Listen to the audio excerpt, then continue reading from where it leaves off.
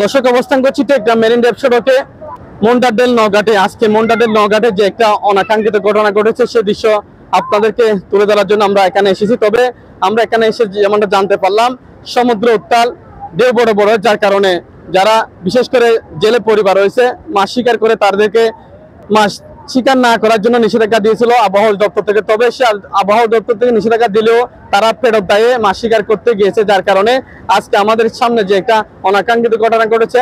একটি নৌকা মাছ শিকার করতে যাওয়ার পথে ডুবে গেছেন এবং সেখানে 5 জন মাঝি মাল্লা ছিল, আমাদেরকে এমনটা জানিয়েছেন এখানকার যারা বিশেষ করে প্রত্যক্ষদর্শীরা রয়েছে তারা। তবে এই নৌকাটি আমাদের চোখের সামনে যে একেবারে চূর্ণ বিচূর্ণ হয়ে ভেঙে গিয়েছে ঢেউর কারণে।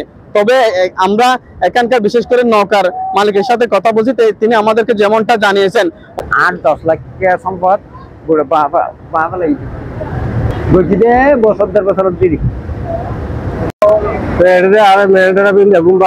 পানি দরবারি বাসে লেগে ধরত এখন চলাফেরা করে নেওয়ারিও আগে সব দিন তো সাগরের মাঝে মানে কি এটাও বড় বড় মেন্ডের মাঝে পানি আয়ারে ভাঙি ফেলে সাগরের মাঝে পানি বাইরে নৌকা মাছাবি এবারের একখান মুঠে বাইরে এখন হরিময়ে দেখুন ভাঙি চুরিয়ারে মানুষের জীবন শেষ। আবহাওয়া দপ্তর থেকে যে বিজ্ঞপ্তি দিয়েছেন বঙ্গোপসাগরে যে সমুদ্র তৎসংলগ্ন এলাকা রয়েছে সেখানে গভীর নিম্নচাপের একটি সৃষ্টি হয়েছে। নিম্নচাপের কারণে সমুদ্র উত্তাল হয়েছে, ঢেউ বড় বড় হয়েছে।